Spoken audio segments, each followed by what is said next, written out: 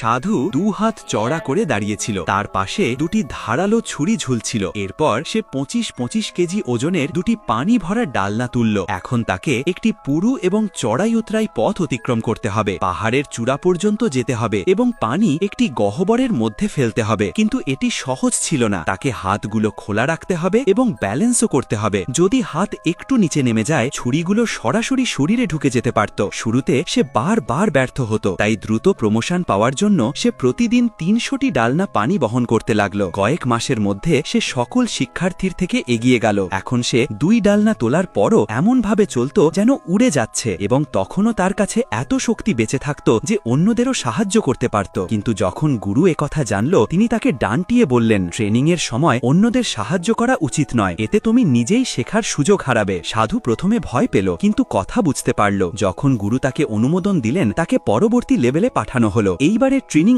অনেক অদ্ভুত ছিল। তাকে তার কান দিয়ে গুরু যে কাঠের ফিসে আঘাত করছেন তার শব্দ শুনতে হবে। প্রতিটি বিটের সাথে তাকে একটি ঘণ্টা একটি বিশেষ হাতুড়ি দিয়ে বাজাতে হবে। শুরুতে সে ট্রেনিংটি পছন্দ করল না, মনে হলো ঘণ্টা বাজানো সময়ের অপচয়। কিন্তু যখন সে হাতুড়ি তুলল, তখন বুঝতে পারল এটি কতটা কঠিন। হাতুড়িটি মাত্র 10 কেজি ওজনের, কিন্তু একটি লম্বা এবং নমনীয় বাঁশের দণ্ডের সাথে যুক্ত। কোনো শক্ত সমর্থন ছিল না। ধরতে গিয়ে মনে হচ্ছিল যেন 120 কেজি ওজন, এবং সে এক হাত দিয়ে এটি ব্যবহার করতে পারছে। শুরুতে সে হাতুড়ির কাছ থেকে দণ্ডটি ধরে তুলতে খুব কষ্ট করত। কয়েকটি আঘাতের পর তার কনুইতে শক্তি রাখার উপায় থাকত না। সে গুরুয়ের দিকে দেখল। গুরু এখনো শান্তভাবে কাঠের ফিসে বিট দিচ্ছিলেন। তখন তার মধ্যে প্রতিযোগিতার অনুভূতি জাগল। সে দৃঢ়ভাবে ধরন নিল এবং ঘণ্টা বাজাতে লাগল। কনুই ক্ষতিগ্রস্ত হলেও সে হার মানল না। কয়েক মাসের মধ্যে সে দণ্ডের নিচের অংশ থেকেও ধরন করে দ্রুত এবং সঠিক আঘাত দিতে পারল। পরীক্ষা পাশ হয়ে গেল এবং তাকে স্ক্রিপচার প্যাভিলিয়নের সুপারভাইজার করা হলো। এরপর পরবর্তী লেভেল শুরু হলো। এবার তাকে দুটি